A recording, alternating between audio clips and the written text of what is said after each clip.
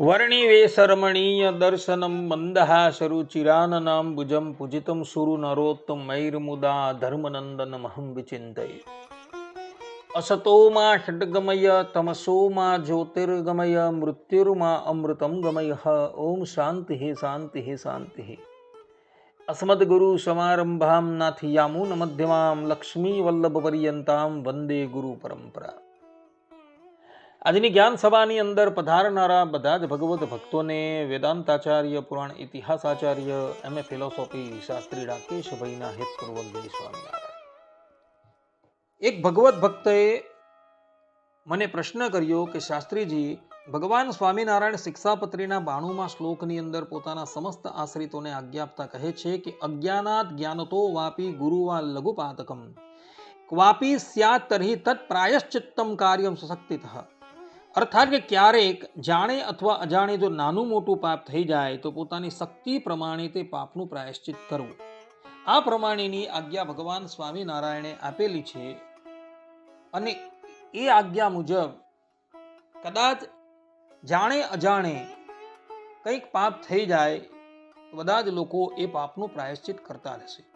પરંતુ સ્ત્રી છે, વૃદ્ધ છે, રોગી છે, બાળક છે, એ કદાચ કોઈક પાપ કરી બેસે તો એનું કેટલું પ્રાયશ્ચિત કરવું?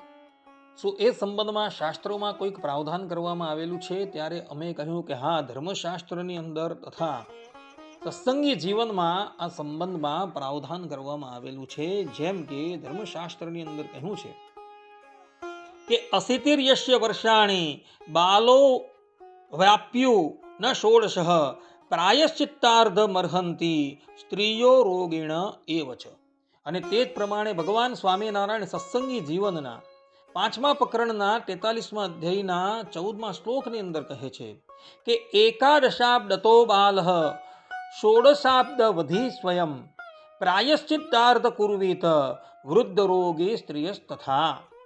અર્થાત કે 11 વર્ષમાં પ્રવેશેલો બાળક અને તે 11 વર્ષને આરંભીને 15મા વર્ષના અંત સુધીનો બાળક પાપ કરે તો તેણે તે પાપનું પ્રાયશ્ચિત અડધું કરવું.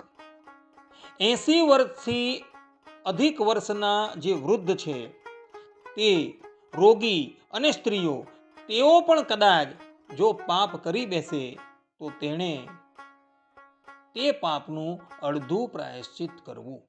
આ પ્રમાણે ભગવાન સ્વામિનારાયણ તથા ધર્મશાસ્ત્રકારોએ નિર્ણય કરેલો છે. કહેવાનું તાત્પર્ય એ છે કે 11 વર્ષની ઉંમરથી લઈને 15 વર્ષ પર્યંતનો બાળક કદાચ કોઈક પાપ કરે તો તેણે તે પાપનું અડધું પ્રાયશ્ચિત કરવાનું છે. તથા કોઈક અતિશય વૃદ્ધ હોય, જેની ઉંમર 80 વર્ષથી ઉપર છે, સ્ત્રી હોય તથા રોગી હોય, એ કદાચ પાપ કરી બેસે તો એણે પણ તે પાપનું અડધું પ્રાયશ્ચિત કરવાનું છે.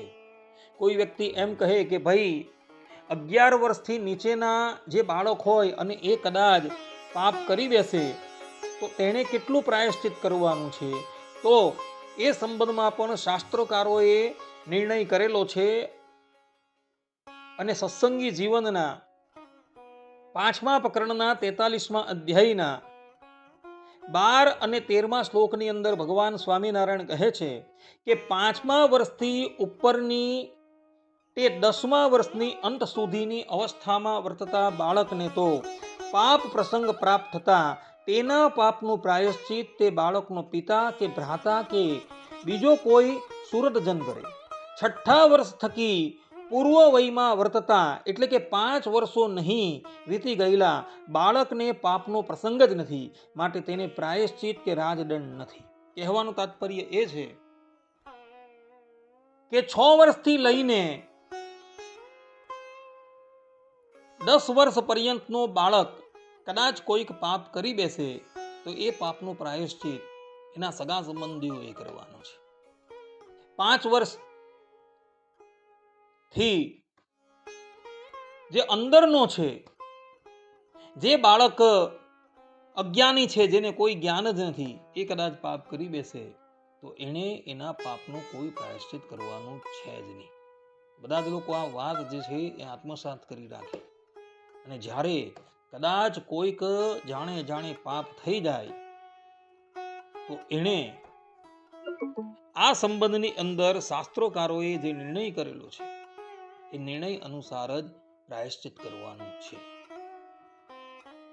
જે લોકોએ આ સંબંધની અંદર વધારે કંઈક જાણવું હોય એ સત્સંગી જીવન 5મું પ્રકરણ 43મો અધ્યાય 11 થી લઈને 14મો શ્લોક જોઈ લે. આટલું કહીને હું મારા પ્રવચનને અહીં વિરામ આપું છું. સર્વે સંતુ નિરામયઃ, સર્વે સુખીનો ભવંતુ, સર્વે ભદ્રાણિ પશ્યન્તુ, મા કશ્ચિદ દુર્ભાગ ભવેત. અસ્તુ. જય સ્વામિનારાયણ.